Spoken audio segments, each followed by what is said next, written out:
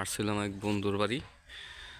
তো দীর্ঘ অনেক বছর পর কাজের সুবাদে আসলাম।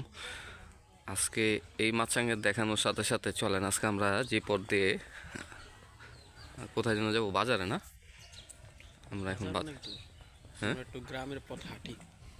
গ্রামের পথে আসবো। এগুলো কিন্তু তোমার এই যে জানো সাগর কলা গাছ, এইটা এবং ওইটা একটু থাকতে কিন্তু কলা হয়, আর একটু হইলেই হবে। ওই যে বাড়িটা, এই যে এটা এই বাড়িটা হয়েছে।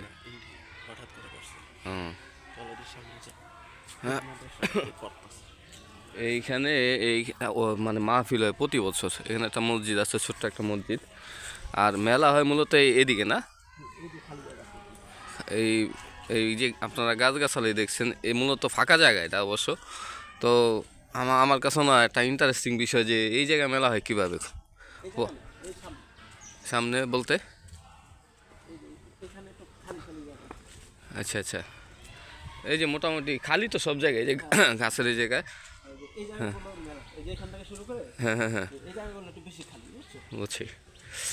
তো এটা ওই যে সাধারণত ছোটোবেলা যে পিকনিকে যেতেন আপনারা, তো পিকনিকে গেলে তো এরকম গাছগাছালি থাকতো, ওই গাছগাছালির মধ্যেই সব। এটা একটা নতুন বাড়ি হয়েছে না?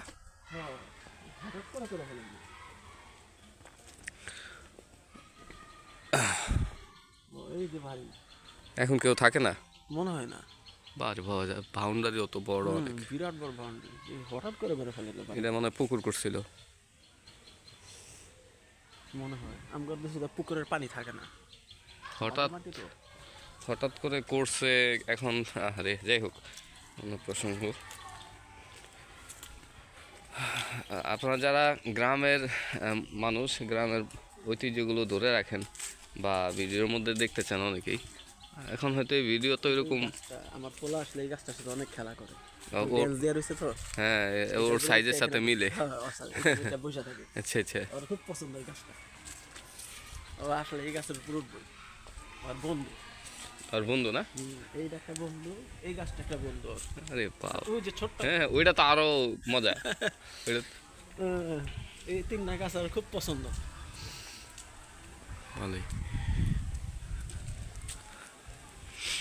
সময় করে থাকলে খুব ভালো লাগতো। সময় এর ভিতরে করতে হয়, বুঝছো না? এই যে দেখো, আমি কিন্তু আইসা পড়ছি। এখন আমার প্ল্যান কি, আমি ওই শিবচর তো কাছে, দুপুরের মধ্যে যদি ঢুকি তাহলে আমার ওটা 2 ঘন্টায় কাভারেজ হয়ে যাবে। বাহ, ওদিকে সরিষা ক্ষেত প্রচুর।